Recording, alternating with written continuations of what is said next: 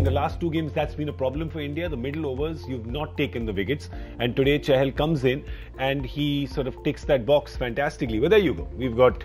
Why do I have to tell you when the good student Abhideep has everything? Yes, and if you're a good student, see that, the last column.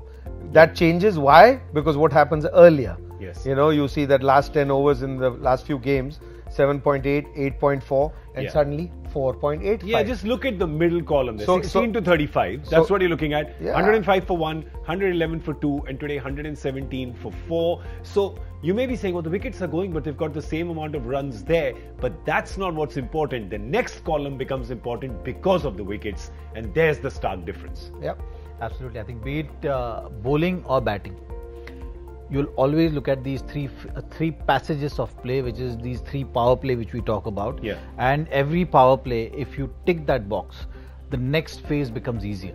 And that's what we've been talking about. And that middle phase is the longest phase of this game. Yeah. From over number 11 till about over number 40.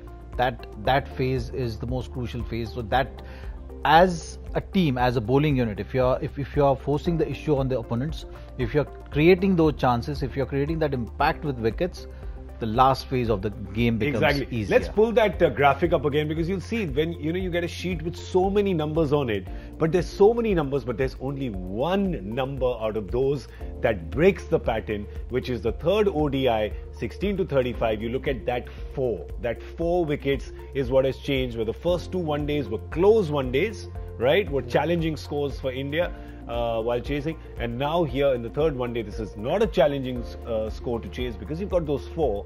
You've got nothing really that Australia has got in that last spell of play. And you're looking at close to almost 100 balls there, right? 90, 80 balls there.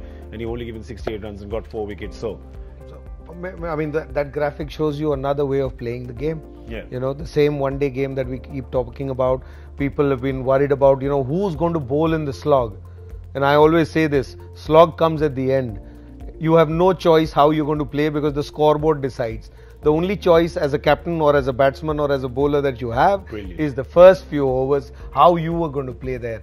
So if you're going to keep a side or make a side or build a side looking at who's going to bowl at the slog, then you are always allowing the opposition to be in the game throughout. Yeah. But if you make a side where it dominates from the top, then the slog doesn't matter. It shows in that graphic when you pick those wickets. Same as with batting.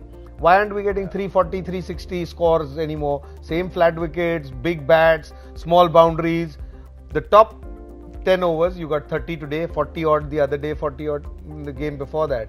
So it is at the top what you do.